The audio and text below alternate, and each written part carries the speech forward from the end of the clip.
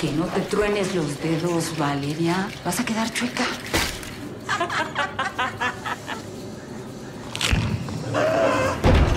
Lo que te está pasando es de lo más normal. Cuando uno se convierte en mamá, siente que se está partiendo en dos. Y espérate al parto. Literal, sientes que se te parten los huesos. Aujourd'hui, on parle de Où est Sera, qu'on avait remarqué au festival Fantasia, donc c'était en août dernier, donc ça date un petit peu. J'avais rencontré Michelle Garza Cervera, la réalisatrice mexicaine, avec qui j'avais échangé sur son film. Alors, Où est Sera, de quoi ça parle? Eh bien, c'est l'histoire de Valeria, une jeune femme qui a l'air prise de son mari et qui va tomber enceinte. Et alors que cette arrivée prochaine d'un nouvel enfant est censée être joyeuse, elle va le vivre comme un véritable cauchemar. Tout débute par un élément fantastique. Alors qu'elle regarde par la fenêtre, elle va assister du coup à une silhouette qui va se jeter du haut du 3e étage et qui va d'ailleurs commencer à ramper par terre avec les membres inférieurs, c'est-à-dire les jambes, en fracture ouverte.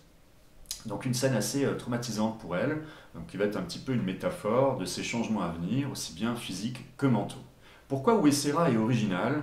Eh bien parce qu'en fait il va traiter de la thématique du corps, mais aussi de l'esprit, donc d'une femme enceinte qui va se sentir dépossédée petit à petit d'elle-même. Alors ça peut aussi bien être au niveau de la structure familiale, hein, où on va avoir des gens qui vont lui dire un petit peu comment faire avec son bébé à venir, les choses qu'elle ne doit pas faire, ou alors les autres qu'elle devrait faire.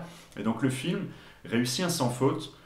Petit à petit, il va traiter de ces thématiques qui sont assez rares, et la mère va vivre ça comme un déchirement de son propre corps. Une thématique qui a trouvé d'ailleurs écho à l'issue de la représentation, donc en août dernier, je me souviens très bien de ce moment-là.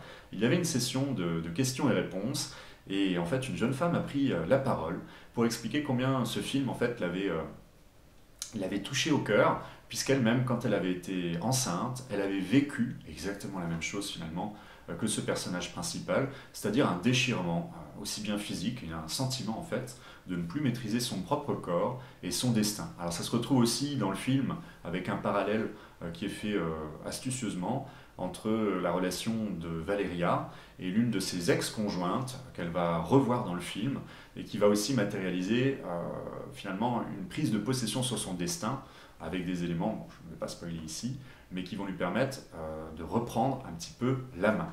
Un film qu'on vous recommande chaudement. Alors on publiera peut-être notre interview qu'on avait eue, on a un petit peu tardé parce qu'on avait quelques problèmes techniques. Où est Sera mérite à mon sens d'être connu, il est déjà disponible en VOD, puisqu'en fait il s'est peut-être fait un petit peu éclipser par d'autres films qui étaient certes très bons en festival, mais il n'a peut-être pas eu autant de prix qu'il le mériterait. Alors qu'à mon avis, il devrait retenir votre attention.